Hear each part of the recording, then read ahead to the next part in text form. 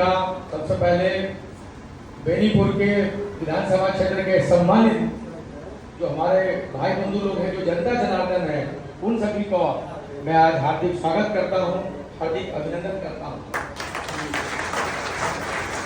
मेरे साथ आप सभी जैसे भी लगातार नारा हमारे नेता आदरणीय चिराग पासवान जी के लिए लगा रहे थे, मैं चाहता हूं कि नारा मेरे साथ भी लगाए। चिराग पासवान जिंदाबाद, जिंदाबाद जिंदाबाद चिराग पासवान जिंदाबाद, जिंदाबाद जिंदाबाद लोक जनशक्ति पार्टी जिंदाबाद, जिंदाबाद जिंदाबाद चिराग पासवान जिंदाबाद। जिंदाबाद जिंदाबाद भारत माता की, जय हो भारत माता की। जय हो। बहुत धन्यवाद।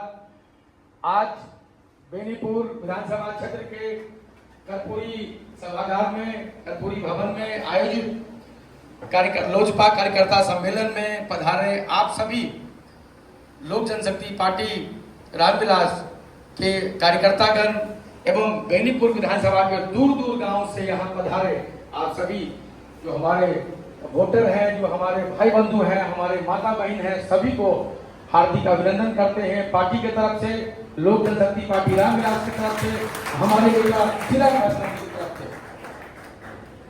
इस कार्यक्रम के करता धरता जो आयोजक हम सभी के मजबूत, हम सभी के बहुत ही जो मैं लगातार 3-4 दिन से अभी पीछे मुझे पार्टी ने बेनीपुर विधानसभा का प्रभारी बनाया, तो मैं लगातार भोला बाबू के साथ में जिस तरीके से घूम रहा था, मुझे ऐसा लगा, मुझे दिल्ली में किसी ने मुझे नंबर इनका दिया, मुझे बताया कि भोला बाबू जिस तरीके से बेनीपुर विधानसभा में और दरभंगा जिले में, खासकर पूरे मिथिला बेल्ट में जिस तरीके से सक्रिय है, पार्टी के लिए जिस तरीके से काम कर रहे हैं, चिराग पासवान जी के लिए जिस तरीके से हनुमान बनकर, एक सिपाही बनकर काम कर रहे हैं, मेरी बड़ी इच्छा थी, बड़ी लालसा थी कि आखिर मैं बेनीपुर कब जाऊंगा, मुझे पार्टी बेनीपुर कब भेजेगी, मैं बेनीपुर में भोला बाबू से कब मिलूंगा।